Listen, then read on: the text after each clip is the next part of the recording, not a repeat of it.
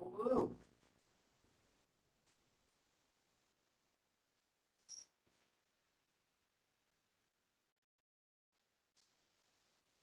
Hello.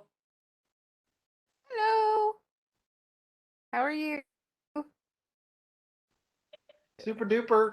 Good.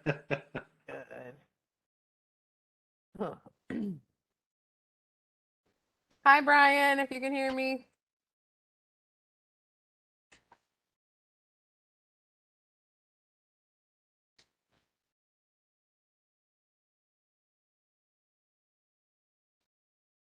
Holy beard, Hey, Brian. Brian. Hey, can everyone hear me? Like the Yep. beard. Like the beard.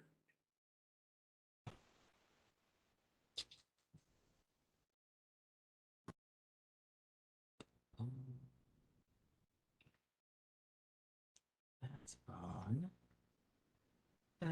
Can you hear us, Brian?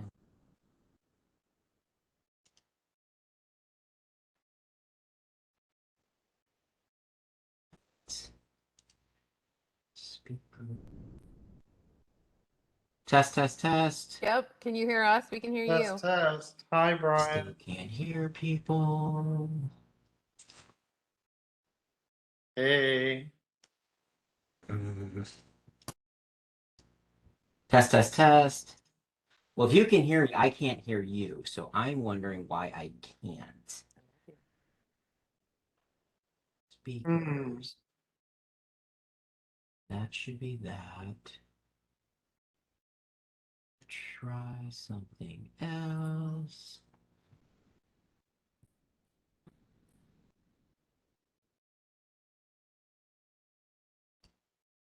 Test, test, test, test, test.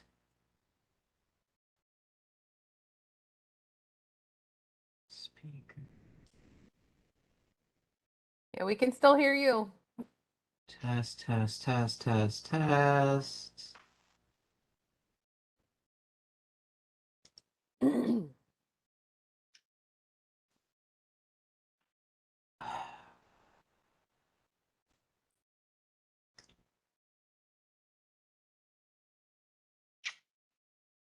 Oh, Can you hear us, Brian? Now we lost you.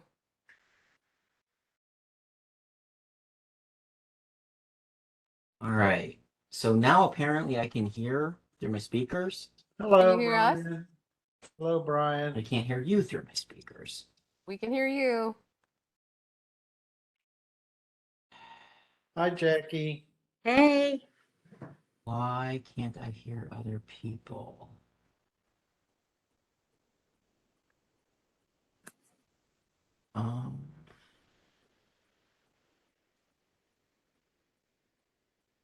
Microphone. I got my speakers. Test.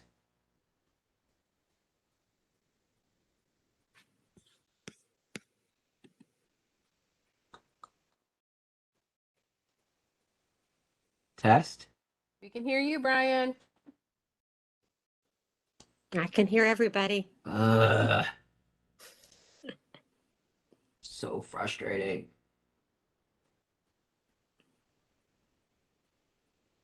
Yeah, that's what I was gonna do. I was gonna leave. Okay, bye. He'll be back. So yes, we've still got 5-6 minutes, and also we had like 70 people sign up. So Oh, wow. I hope that at least Hey, I half can of hear those you. people show up. Yay. So Can you hear me? yes, we can hear Oh my you. God. Woohoo! We can do this now. All right. So we'll give it a couple minutes for people to log on.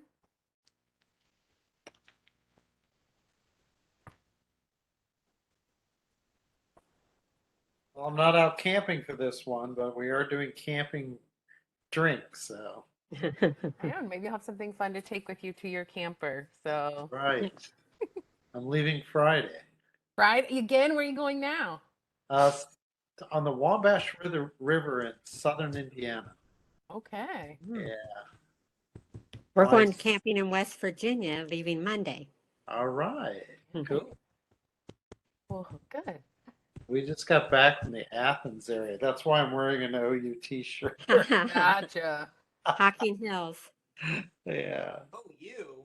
Yeah. And I heard there's a college down there, so I stopped by Oh, boo. Ugh. it doesn't begin with the either. no. We were at Lake Hope State Park. Oh, was that nice? It is gorgeous, and we had the place to ourselves. Oh, wow. Was that during the week? Yep. Yeah, it's a good time to go Tuesday during the through week. Thursday. Yeah. Nobody there, hardly. That's awesome. Yeah.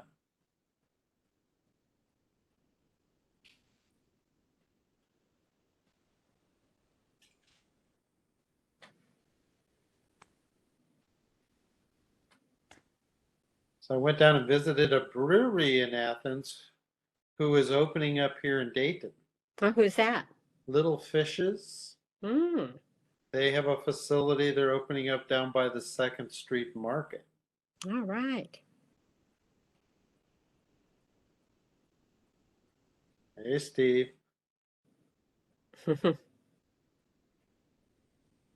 You guys aren't related, huh? Steve, is that Steve Frederick? Yeah. Yeah, no. Cousins. No, no.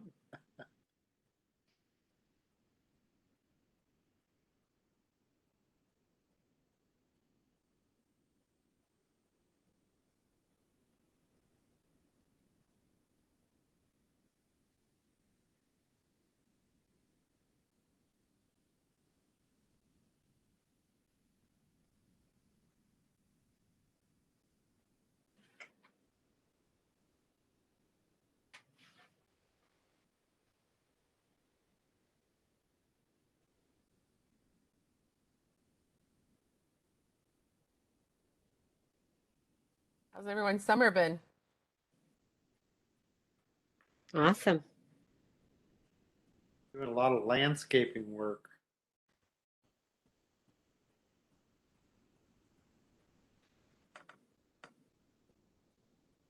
I think we've been real lucky weather-wise.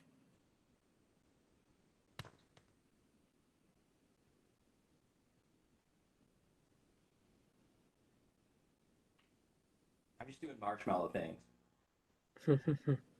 Uh, I'm skipping the marshmallow one. I hate marshmallows. Me fine. too. I'm just doing the second too.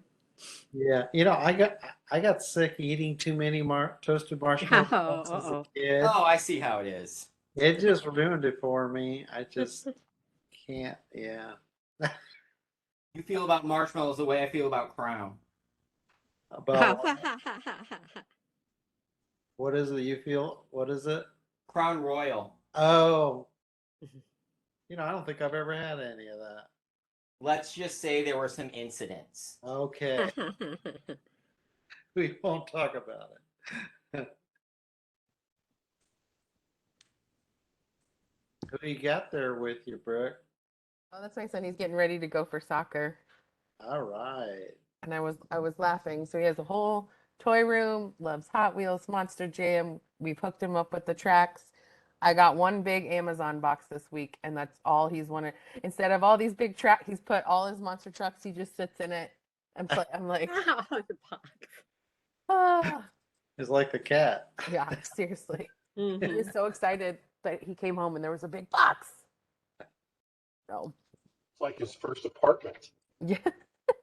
We absolutely loved it when someone in the neighborhood got a new appliance. Yes, refrigerator boxes were the best. Yep. Or a washer or dryer box was really good as well. So we're gonna give it. I know it is 5:30 on the dot, but we did have a lot of people register because I looked back and we haven't had one of these. I don't think since February. No, we haven't. So I was excited. People seemed really excited that we're back. And don't worry, we've already got another one scheduled for the end of October. So this is not going away. We just had a lot going on in the spring. But we're glad you're Just busy here. winning all the awards. Right? Oh, So, no, where'd we go?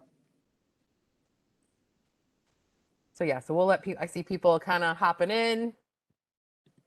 Okay, that's just a minute.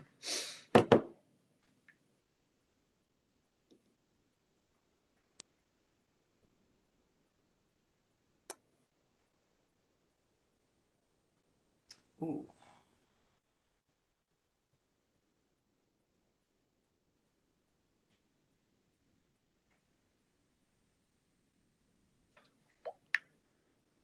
Ah. Sorry, I'm switching out my bourbon. Hey, Rob.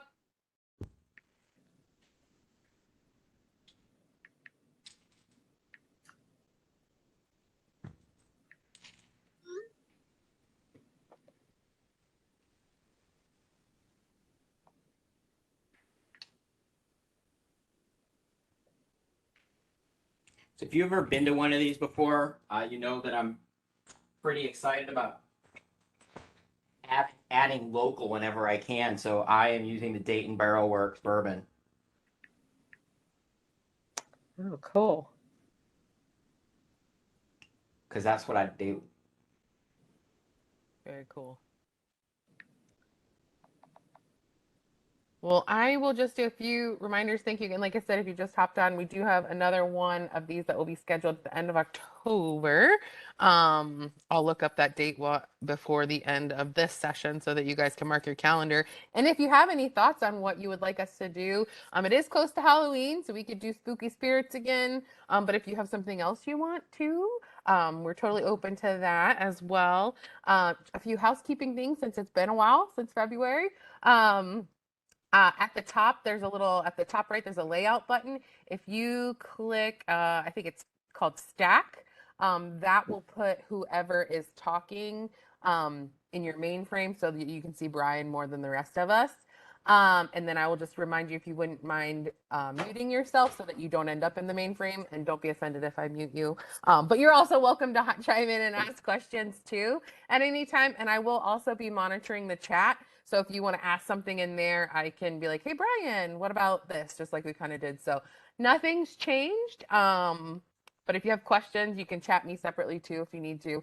I'm here to support, but I'm just really excited. We've got another one in the books, and this seems to be something everybody really has enjoyed. So with that, I'm going to go ahead. People can hop in as they go. We're at about 20 people right now. So Brian, I'm going to turn it over to you. And where is mine? And we can get started.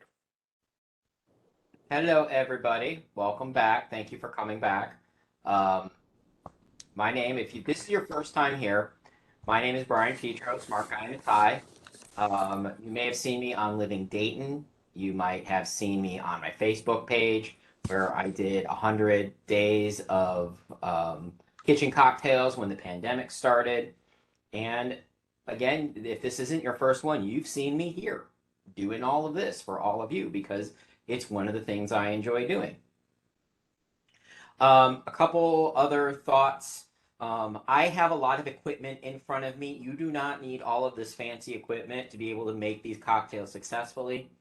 1 tablespoon is a half an ounce.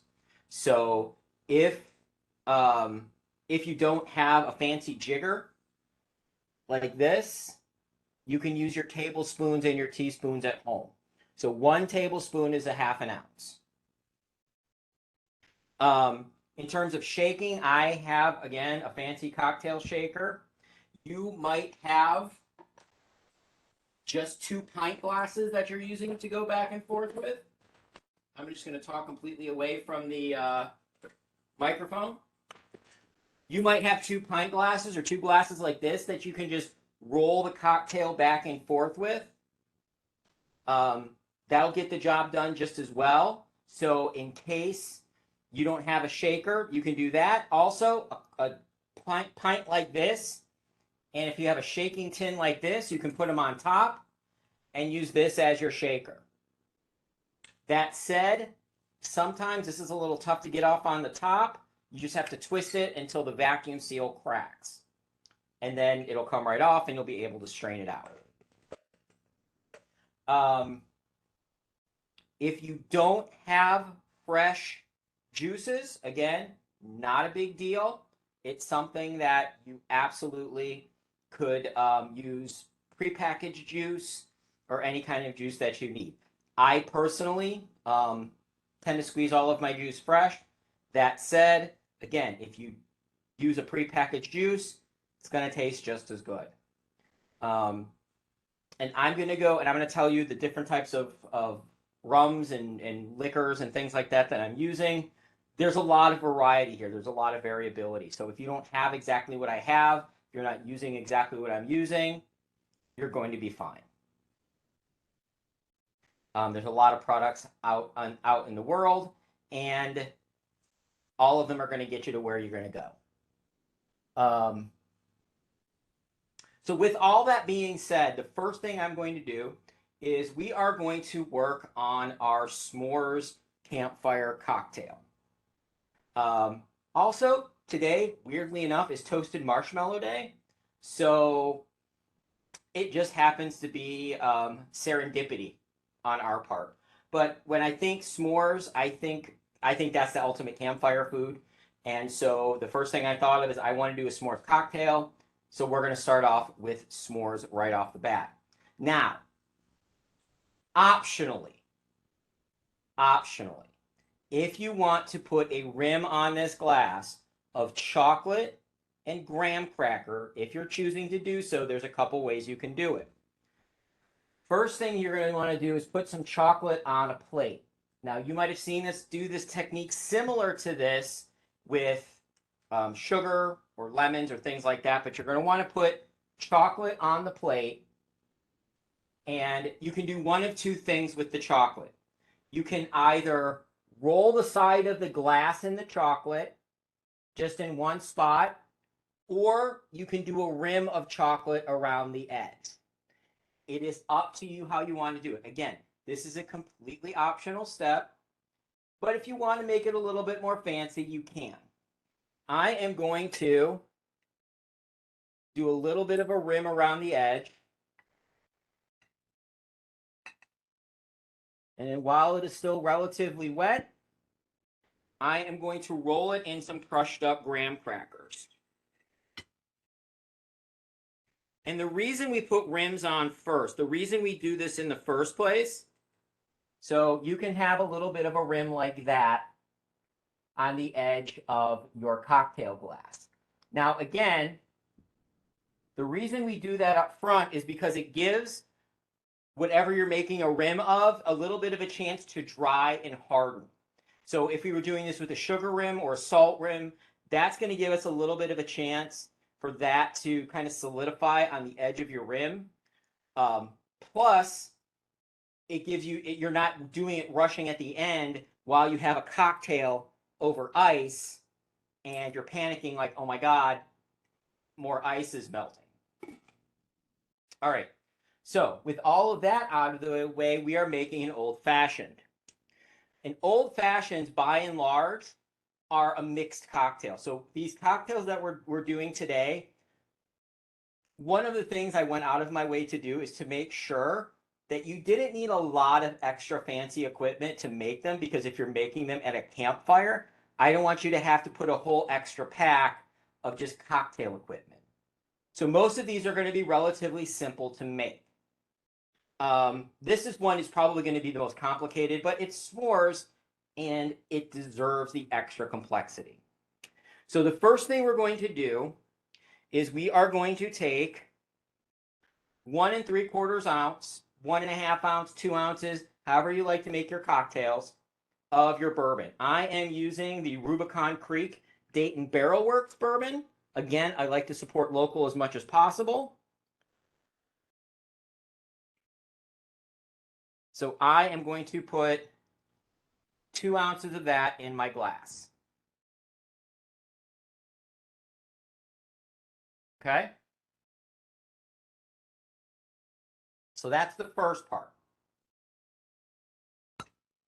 And the reason I said 1.5, 1 3/4, the recipe calls for 1 3/4 or 2 ounces, is it just depends on how strong you want your cocktail. If you want your cocktail a little bit stronger, go with the 2 ounces. If you're trying to pace yourself to make it to the end, go with the 1.5 ounces. However you want to do it, that is up to you. The next thing we're going to add is a 1/2 ounce of cream de cocoa. Now, I am using the brown version of it. There is also a white version of this. The biggest difference, it looks like someone has the white version of it. The biggest difference between these two is the color. The flavor is exactly the same if you're using the same brand, but the color is the only difference between the two. And it just depends on if you want a darker cocktail or a lighter cocktail. So I'm going to use a 1/2 ounce of this. And again, if you want a little bit more chocolate flavor in it, you could do a 3/4 ounce. But then we're going to add a 1/2 ounce of the chocolate. It's going to give it a little bit of that chocolatey flavor. It's going to give it a little bit of that sweet flavor to it. So right now we have our bourbon and we have our creme de cacao. 1/2 ounce of creme de cacao, 1.5 to 2 ounces of bourbon. So the next thing we're going to add is marshmallow syrup. Now, I made marshmallow simple syrup at home. I don't know if you made it at home. I also provided a link if you wanted to purchase it online. You could purchase it online. But in the paperwork that Brooke so kindly sends to everybody, there was a recipe to make it at home, and it's relatively easy to make. So here is my toasted marshmallow simple syrup on Toasted Marshmallow Day. And so we are going to add a 1/2 ounce of that, or if you have tablespoons, 1 tablespoon.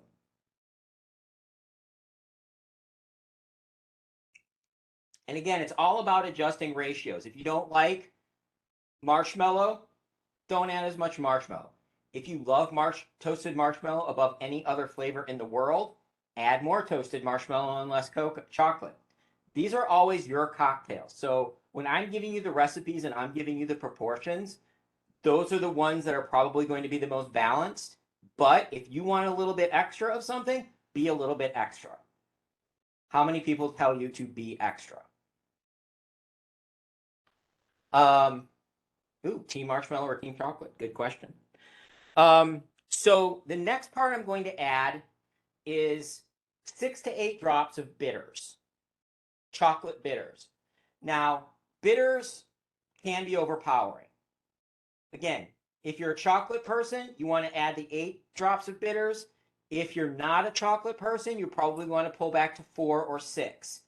But because this is a dropper, it's going to be inconsistent and it's going to be a little erratic. So 1, 2, 3, 4, 5, 6, 7, 8. And I added a couple extra drops because I didn't feel like I was getting enough cocoa bitters out of this. Now I'm using Angostura cocoa bitters. These are really nice ones. Angostura makes a lot of the really great bitters. In fact, most cocktails in history call for Angostura bitters. But I also have Aztec mole bitters back there, so that would add a little bit of heat, a little bit of pepperiness to it. There's a lot of different chocolate bitters out there to use. They're all going to add a little bit of their own depth. This is where now we have our 8 drops of bitters, our 1/2 ounce of cream de cocoa, our 1/2 ounce of toasted marshmallow simple syrup, and 1.5 ounces to 2 ounces of bourbon. The last one is going to be the controversial ingredient. And that controversial ingredient is going to be either a smoky scotch or mezcal. Now, this could overpower the cocktail. So it calls for a bar spoon. I would even say maybe a 1/4 ounce because this is a bar spoon. So I would even say maybe like a 1/2 teaspoon, a very small amount. You don't want a lot of, that's a little flat. So I'm going to use this. You don't want a lot of this smoke in there because you don't want it to overpower the cocktail. Now, some people like my wife don't like smoke. So if I was making this for her, I would leave that out. I'm making this for you guys. So I'm putting it in because I want you to have the full effect. But If you don't like smoke, either leave that out or be sparing with it. So right now in your glass, you should have 1.5 ounces to 2 ounces of bourbon, a 1/2 ounce of creme de coco, 6 to 8 drops or 4 to 8 drops of chocolate bitters, and a 1/2 ounce of toasted marshmallow simple syrup. So you should have a glass like that. The next thing we're going to do, and your very small amount of either mezcal or smoky scotch. The next thing we're going to do is add our ice. So depending on how much ice you want, I'm going to add 3 or 4 of these cubes. Drop them in there. You don't want too much ice, but you want enough to cool it and dilute it, because cocktails don't get cold unless you add ice. So then you're going to take and you're going to stir it.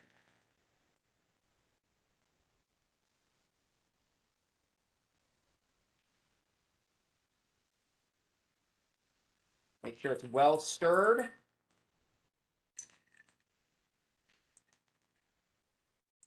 You can also, if you don't want to do it in the glass that you're serving out of, you can also use one of these fancy mixing glasses, mix it all in here, and then strain it into another vessel. So you could go both ways with it. The last thing I'm going to do, and if you want to do it, you can as well. Since we don't have the moratorium,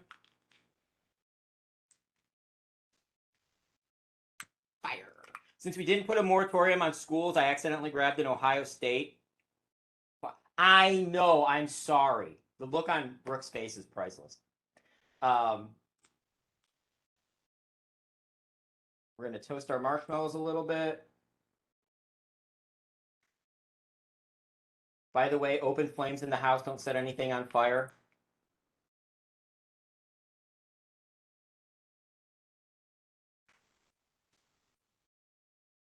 I've been told that's bad, especially in a room full of paper products and liquor. And if these were smaller, this would toast a little bit faster. So we're just going to toast these marshmallows a little bit.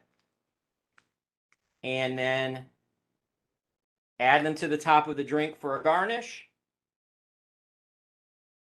And we have our s'mores old fashioned. Has everybody got there? Is everybody ready to have a sippy sip? Looks like it. All right, cheers, people everybody. sipping.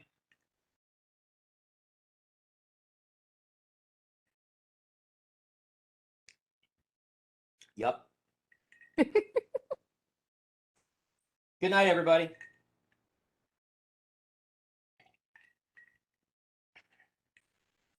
What do you guys think? So what do you think? Getting some thumbs up. Getting some thumbs up?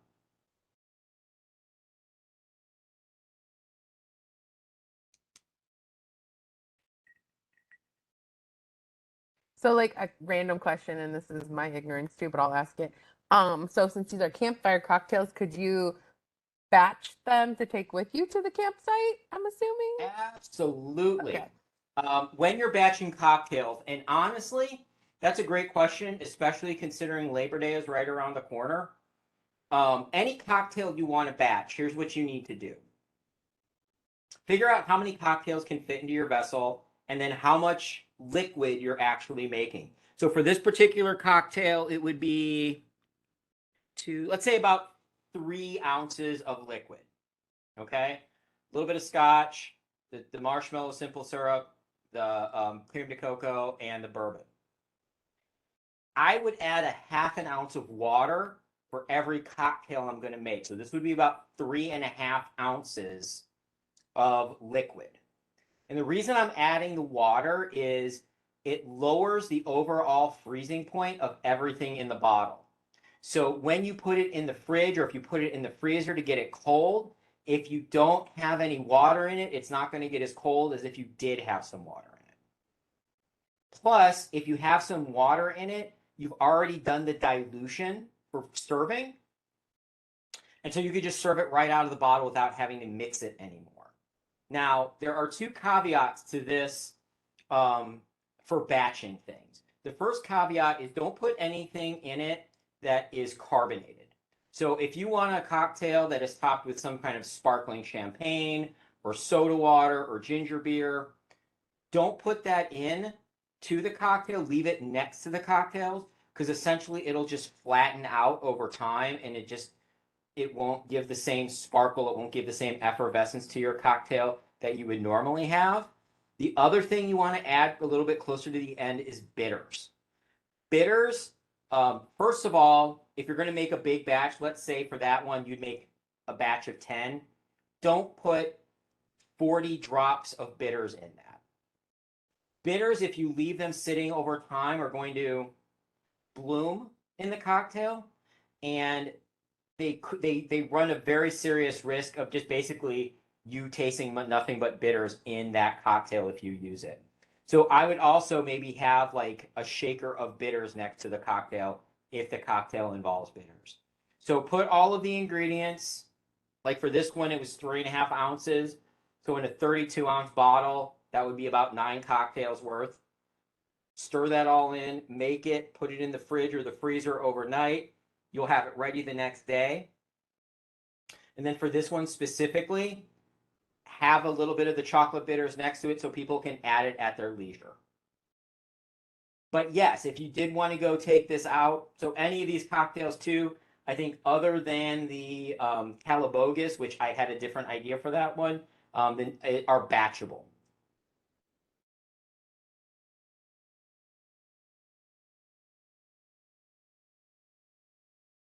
Okay, any other questions before we move on to the next cocktail?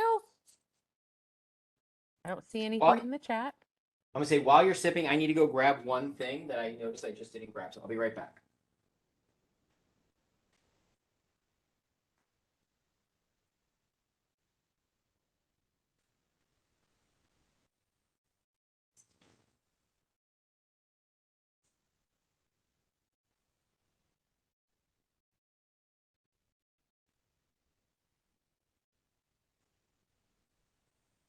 So I'm going to use this time then to shamelessly plug alumni things for a moment.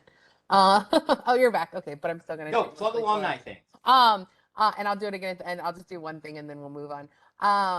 The big thing is, I don't know if any of you have seen, but homecoming is actually moving to the winter. So it will be the week of January 23rd to the 28th, around basketball season. So be on the lookout for fun things. We think with the basketball team and stuff, it'll just hopefully get some more momentum and some support from the community and our alumni. And they're planning some really cool things. And now that the students are back, they're going to be planning some cool things too. So mark your calendars. Probably a lot's going to be happening on that Saturday, January 28th. So, okay. I use the extra time to do other things. I really like this one. Sorry, everybody. I usually don't drink that much of the cocktail while we're working, but I really like it. All right, so this is another great batchable cocktail. Thank you, Brooke, for putting that into my head as well. This is a peach lemonade. You can do this with iced tea as well. I think it would be good with a peach with iced tea and bourbon would work just as well, but I wanted to mix things up a little bit, so I went with lemonade instead. And so for this particular instance, I'm going to mix it up a little, shake it up a little bit more. You can also build this inside of the glass. I am mixing it this time. It's your choice, because I just tend to mix things with lemon in it, just to make sure that everything integrates well. All right, for this particular cocktail, we are going to start off with vodka. Now, I am using Buckeye vodka. If you have a citrus vodka, I think that would work as well. So if you have Absolute Citron or any other lemony type of vodka, or a peach vodka, those would all work as well. So what I'm going to do is I'm going to add 2 ounces of regular vodka.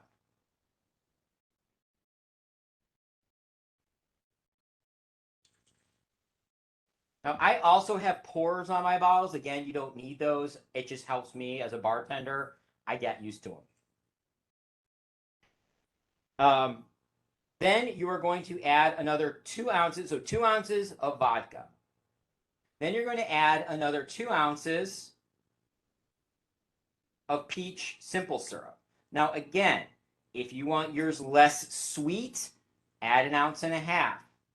If you want yours sweeter, add a little bit more. It's very dependent on how you like to drink your cocktails. One thing I just want to keep reiterating as we're making all of these cocktails are however you want to make them. If you want sweeter, add more. If you want more savory, or in this case, more sour, add less. So then I am going to add, so we have 2 ounces of vodka, 2 ounces of peach simple syrup. So again, this is going to be a very simple cocktail. I'm going to add 4 ounces of lemonade. Now, when I make my lemonade, I usually add equal parts sugar, water, and lemon juice and mix that all together in kind of a lemon simple syrup, and then add usually twice as much water to taste. So if I was to do this, I would say 1/2 cup of sugar, 1/2 cup of water, 1/2 cup of lemon juice, and then a full cup of water on top of it. But you want to keep adding water until it is the flavor that you're looking for. So it's a pretty simple recipe that I usually use. Now I am also going to add my ice to my glass. And again, I'm using a tall glass because I want a little bit extra in my glass. And it is warm in this house, so my ice is getting a little melty. So I have all of this. So again, I have 2 ounces of vodka in a tin or in the glass. I have 2 ounces of peach simple syrup in the tin or in the glass. And then I top it off with lemonade, either in a tin or in the glass. Now, if you put it all in the glass, you can just stir it up and it'll be a perfectly good cocktail. If you're shaking with me, you put your lid on and then you shake it for about 8 to 10 seconds or until the tin feels cold in your hand.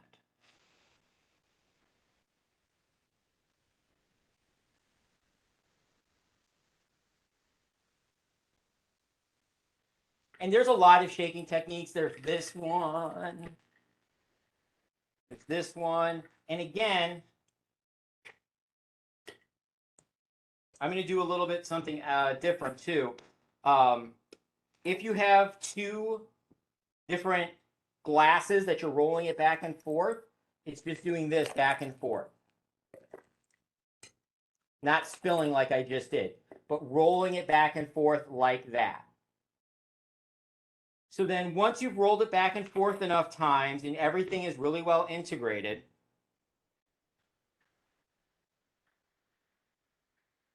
you can either take a strainer and use the strainer, or you can take the 2 glasses, again, put them on top of each other and just leave enough room for the liquid to pour out.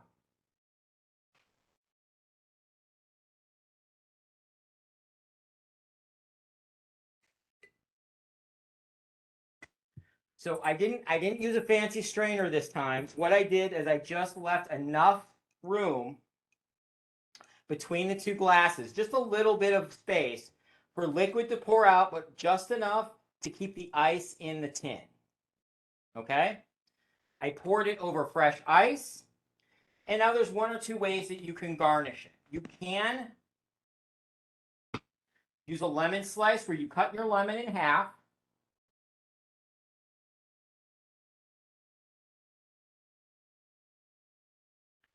Cut a little bit of a slice off of it, maybe a 1/4 inch. or a half inch, depending on how thick you want it, probably a quarter inch. Then cut that in half.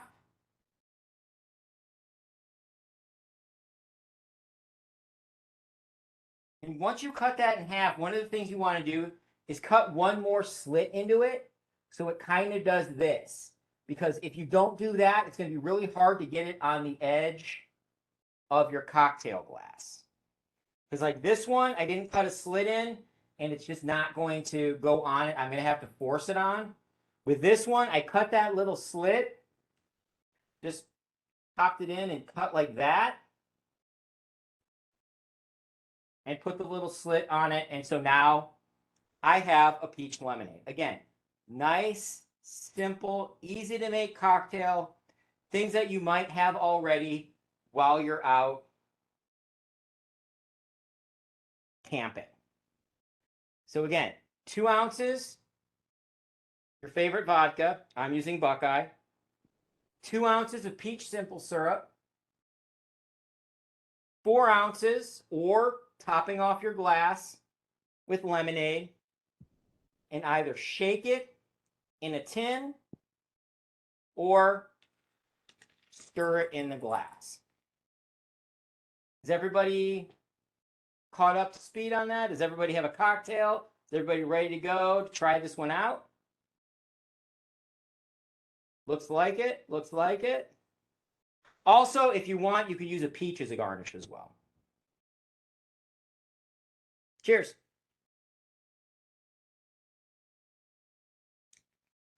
Mm-hmm.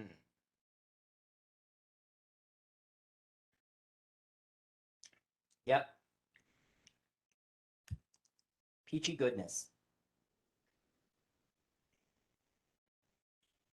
Now, again, this is a pretty flexible recipe because you could do the exact same thing with bourbon and iced tea. So you can mix it up a little bit by just bringing a couple of your favorite bottles, and some peach simple syrup that you make at home, or making a batch of it and taking it with you out on the camping trip. People are saying good, very light and refreshing. Yum.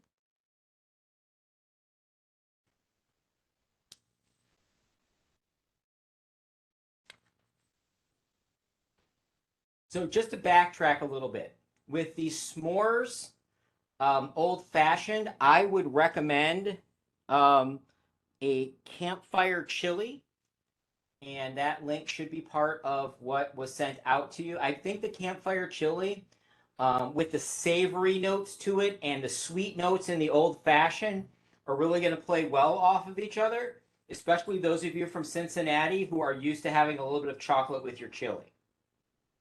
So when I'm doing flavors, I think those two balance each other out because you're going to have the richness and the sweetness of the old fashioned that's going to play off the spice and the slight acidity of the chili. So I think those two are going to balance each other out.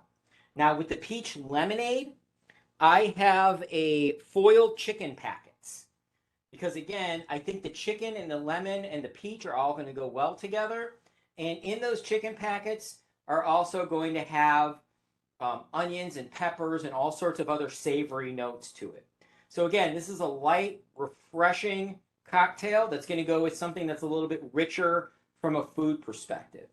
So when you're balancing food and drink, one thing to always think about, actually 2 things to think about. I'll either go, do they balance each other out? Is it a sip or a bite of something spicy with a sip or a bite of something refreshing and cooling, so you're balancing the 2 flavors out? Or if the flavors aren't as overpowering, is it a bite and a sip that complement each other? So like with the chili and the chocolate, I know those flavors kind of go together as well. So those kind of move in the same circles. Cool. And someone would like to know, are there any fancy tips for garnishing with a peach? Yes, as a matter of fact, let me see if I can move out a little bit. So what I would do with a peach is kind of the same thing I would do with a lemon. And hopefully you can see a little bit. So here's my peach. And what I'm going to do is I'm going to cut just off to the side of where the seed might be. So I'm going to cut right about here. So I have a little bit, I have about a quarter of that peach. And again, I want to try to avoid the seed as much as possible. I didn't cut through the seed, so that's perfect. So what I'm going to do with this is almost the exact same thing I would do with the lemon. Is I'm going to cut a chunk out of the middle, about this big, this thick. And then again, I am going to cut a little bit of a wedge into it. And again, I always cut the wedge into it. I always add this little extra slice because I need something to go over the edge of the cocktail glass. If you don't cut those wedges in, you're going to be kind of forcing the fruit into the cocktail glass, which is going to be an issue because it's going to make the garnish look a little less good. And if it's something flimsy like a plastic cup, you're not going to be able to do that. Plus, if it's glass, you're risking breaking the glass. So I can set it like this so it hangs outside. Or I can set it like this so it kind of dangles inside of it. Now, I wouldn't recommend using lemon and a peach. It just happens to be where we are right now. But that's how it would look if you just garnish it with a peach as well. So cut off one side of your peach. Cut out a little chunk from the middle. Roughly that thick, that big. And then put a slice in it and then garnish your cocktail that way.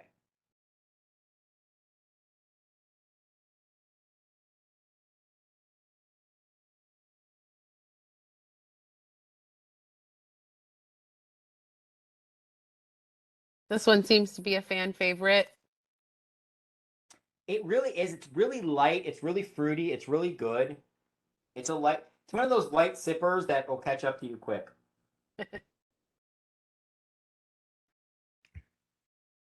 Okay. Any more questions about this cocktail? Can you show us how to make a lemon twist? Yes, give me 1 second. Let me grab something that's just outside of. Actually, I'm going to grab another lemon too.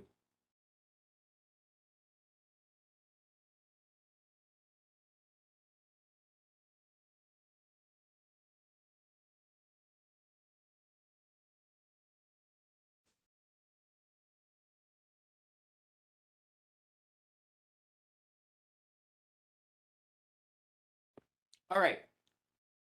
Here's my lemon. Now, I do have a couple halves of lemon, but that's not going to give you a good lemon twist. So there are special tools you can grab that will give you a very tight little lemon twist. If you want to purchase one of those tools, it's going to be very similar to what I'm doing now. Let me see if I have. Ooh, it looks like he has one. He helped some people were, yeah, oh. I mean, I know I have one. Just the question is where. And it might not be in a place that I can find it easily. So it might just be something that I can show you later. And also at the end of that, could you just do a quick repeat for the amounts for your lemonade recipe? Sure can. All right. So for a lemon twist, you want to take your peeler. I use a Y peeler. I think these are the best ways to do twists. I'm going to take my lemon. I'm going to start at the top of the lemon and pull down along the longest edge I can.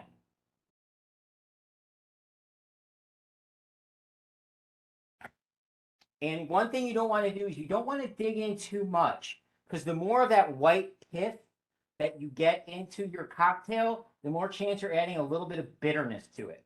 So I pulled off the top layer and I've got this little piece of lemon on top of it. Now, what you want to do over top of your cocktail is you want to twist the lemon and squeeze a little bit. There's oil inside the peel of the lemon, and what you're doing when you're twisting and squeezing is you're expressing that oil on top of the cocktail. So it's going to add a little extra flavor, and it's going to add another aroma profile to it. Then you're just going to put that in the cocktail and serve it that way.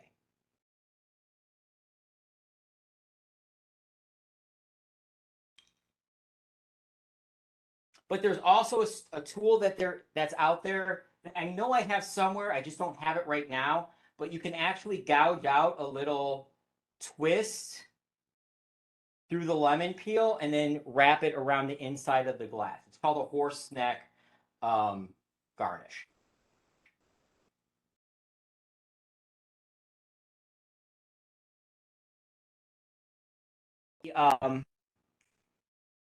For the lemonade. And what I can do is I can just over to Brooke as well, so he can send this to everybody else.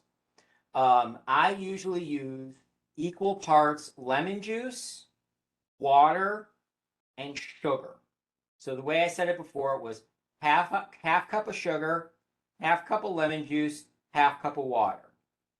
Ultimately, you make a simple syrup by putting the water and the sugar over heat, and then it could be just a cup in the microwave. Then you add the lemon to it and let the whole thing cool. Then I would add twice as much water to the batch. So if you have 1 cup of lemon simple syrup mix, I would add 2 cups of water. And then I would just kind of adjust it for how your tastes are. If you want it a little bit more sour, add more lemon juice. If you want it a little bit more sweet, add a little bit more of the sugar to integrate into the water. I like mine a little sour, so I go a little bit heavier on the lemon juice.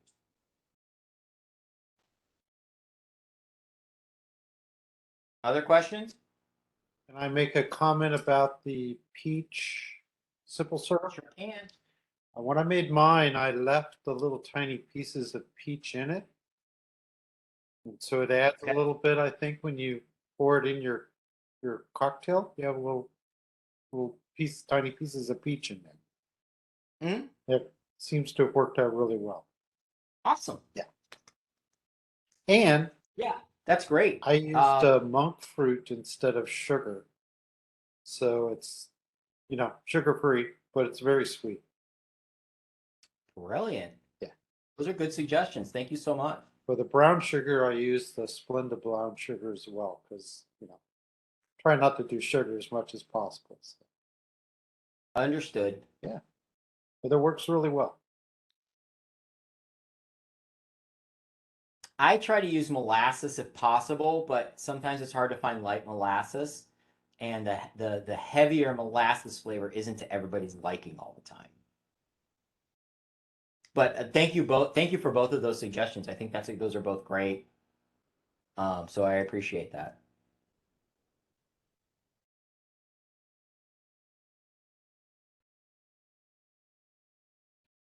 Other questions? Yep. I don't see any other in the chat. I say sorry. I kept looking around. It got dark in my house all of a sudden. I'm like, oh, what's going on? Well, and that's funny because you went blurry for a little bit there towards the end, but now you're back. So I thought that was just me. no, a couple people, yeah. So Maybe you're all just drinking. Because I clearly am not.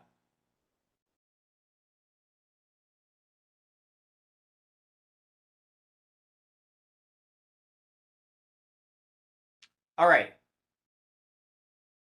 Any other questions? I think we're good to move on. Okay. Now this one, again, it's a nice batch cocktail, but it's also something like people are going to bring liquor and beer and a whole bunch of other stuff while you're out there camping. With a little bit of extra simple syrup, you can make yourself a cocktail that the colonists used to drink. And it's called the Calabogus. And I know the name is weird, but that's just what they used to do as colonials. They would add a little bit of liquor to their beer because back in the day, the beer was a little closer to 3%, 3.5%. So they wanted something a little bit more punchy. So what we're going to do with this one is we are going to build it in the glass.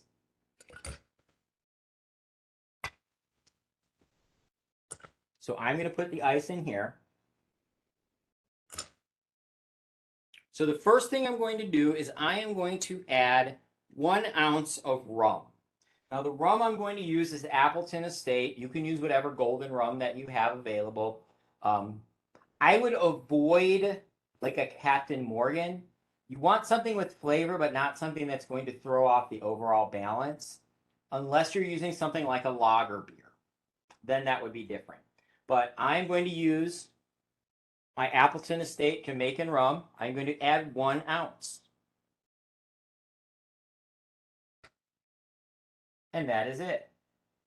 Then I am going to add a 1/2 ounce of my brown sugar simple syrup or molasses. Now I do brown sugar simple syrup because it has enough molasses in the sugar still, and some people don't have the palate or don't necessarily enjoy molasses. So a 1/2 ounce of some brown sugar simple syrup.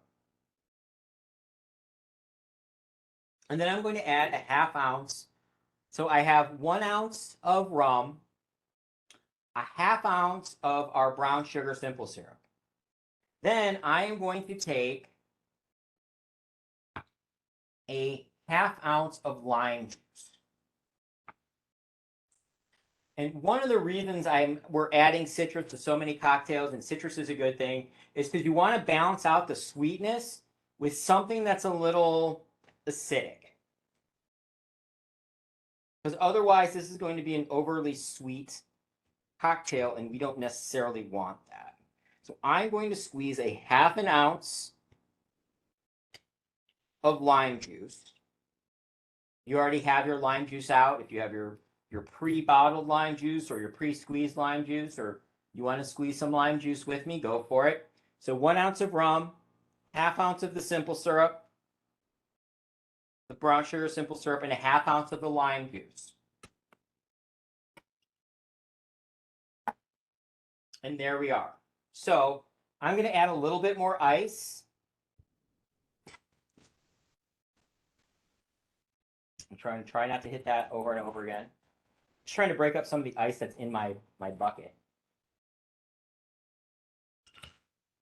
So the original recipe, I'm so sorry I keep thinking that. So the original recipe calls for what's known as spruce ale. And what the settlers would do is they would make an ale and add a little bit of spruce to it, and they would drink it that way. So you'd have kind of a piney ale. Now, that's something you can get on a semi-regular basis over at Caroline Park Brewing. And in the winter, some brewers have started bringing back the spruce ales. But we're not quite in the fall. We're in the throes of summer. We're on the first day of pumpkin spice. So it's going to be really hard to find a spruce ale. So what I suggest is a piney IPA. The one that I have right now is Boat Show from Yellow Springs Brewing.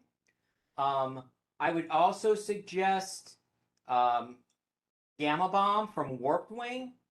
There's a couple other really good. Truth, I think, is a really good one. And so is Mad Tree's Psychopathy. All of those, I think, are really nice, piney ales. I'm going to just top this off with my piney ale. And then I'm going to stir it gently because I don't want it to overflow. And the reason you want to make sure that you're stirring this is because you don't necessarily want it to be a big pine burst right into your mouth, right up front. And then as you sip it, you start to get the rest of the flavor. So you want to stir it up a little bit. If you really want to go old school, like the people from the colonies did, you could make it without ice, and you just drink it all warm. But that is the Calabogus. It's not going to really have a garnish to it. You can use a lime if you want. but ultimately it's not going to have a garnish to it because when they were drinking it back in the day, they weren't making it all fancy. They weren't making it a big fancy cocktail. So there it is.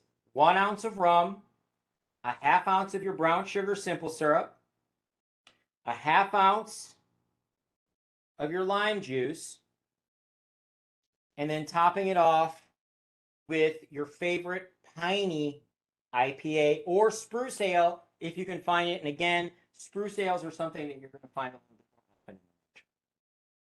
So, everybody got that made, ready to go? Cheers, everybody.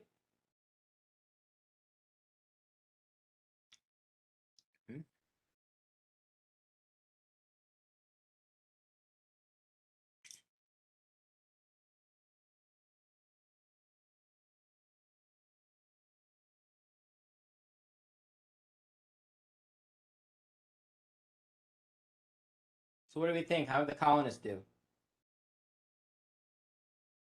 Chris said he loves it.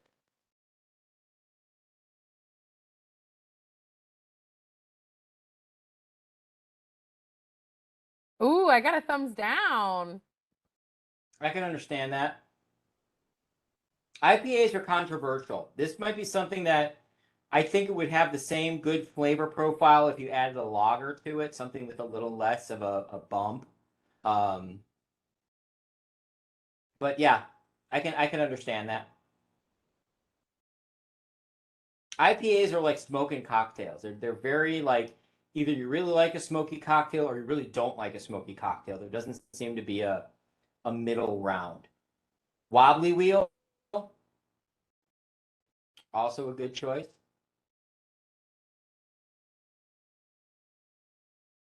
Which one was everyone's favorite? You get a wheel alignment when you have wobbly wheel.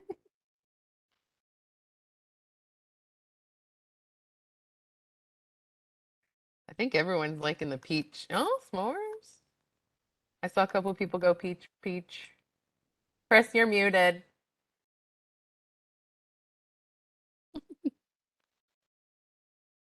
Lemonade. Ooh, and Vera wants to know, how about using My favorite. a spruce gin, like Moons of Juniper gin from Copper and Kings? Question mark. First of all, Copper and Kings just buy everything that they make because they make fantastic products. I'm not kidding. If I lived in Lexington, I would be destitute on the street with a full collection of everything Copper and Kings have ever made. They are so incredibly good. If you go towards the end of October, I think they have a bourbon barrel aged brandy that they make as well. I have their apple brandy. I have some of their absinthes. I have some, like, honestly, I would buy everything that they make if I was closer to them. I think that a good gin and a lager would work in this cocktail. Yes, absolutely. I think you're moving it kind of into French 75 territory, where you make it with gin, you make it with a little bit of lime juice, and instead of brown sugar simple syrup, you use regular simple syrup in a lager, and that pininess is going to come out, and I think that's going to be delightful. Yeah, Copper and Kings. They're in downtown Louisville, and I think a lot of their distillery was made from old. Actually, not their distillery, but their visitor center was made from old shipping containers. I think they're in Butchertown.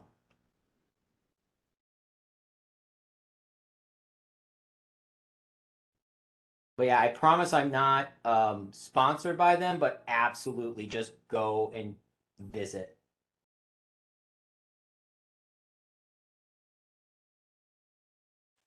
Very cool. Yes, Vera says Butchertown for sure. Also, while you're there, if you like beer, there is a brewery in that area because in that area, it's also where their minor league baseball team plays. The Louisville Bat? No, Lexington. No, they're in Louisville. Yeah, Louisville Bats. They're fun. I think so.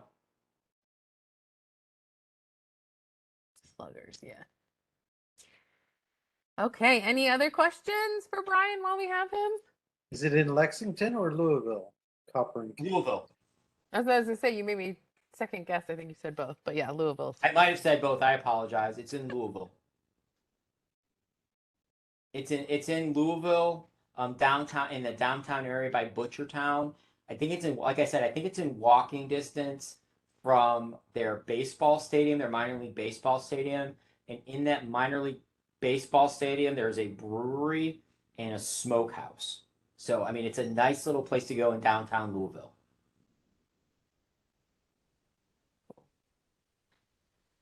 Plus, if you go on the tour, you can see that the way they do their brandy is they play music and they have like $1 million speaker systems down there. And the pulsing of the music moves the liquid inside the barrels. So the way they say it is it mixes the liquid a little bit more inside the barrels. So more of the liquid gets more of the hits more of the surface of the barrel. They used to put up their playlists on Spotify. So you could hear what they were playing to the brandy barrels that day. So did you say the smokehouse and the brewery is inside the baseball stadium? Yes. So the baseball stadium, like, they've got two entrances. One is a street entrance. One is an entrance, and then you can go in, and then you can basically, I think, go into the baseball stadium or close to the baseball stadium. But it's almost like they have a little shopping area, restaurant area attached to that stadium. And I can't remember the name of the brewery. I know one of their beers is Citra Ass Down. It's an IPA, but I can't remember the name of the brewery is escaping me right at the moment.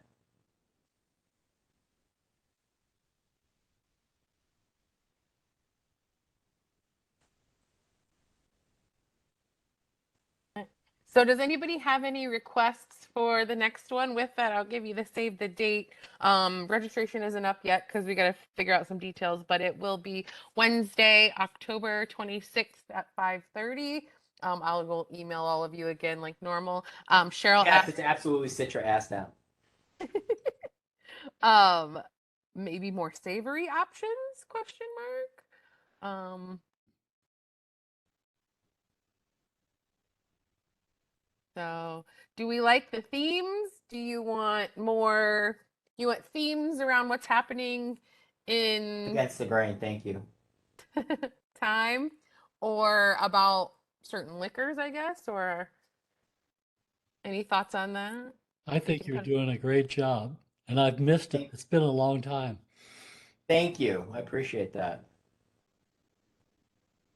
Oh my goodness, we could drink ourselves stupid with an election theme. Just shots of Jaeger so we can forget the election. Ooh, I like that one, Chris. They want to know your favorites. What are Brian's favorites? Favorite what? I know that's probably such a Now, broad question that for could be you. something we do in October, is have Brian's favorite. Well, and I wasn't sure if you wanted another Halloween theme because we did do the spooky spirits last year. So I just trying to keep it fresh for you. I mean, I could just pick 3 cocktails. What was that last one? Brian's. Brian's faves. I can do 3 of my favorites, Cool. or 3 cocktails that I just enjoy and I think other people would enjoy. I already Yeah. have 3 off the top of my head. One of them does involve gin. That would be great. Okay, I say that's what it is then. All right. I love it. Yeah, and as long as they aren't too complicated. Listen, yes, we love you, but Yeah, I try not to make anything too complicated. Sometimes the cocktail calls for it. Sometimes I feel that it's a good enough cocktail that I'm going to push the complicated. But yeah, I'm going to keep it.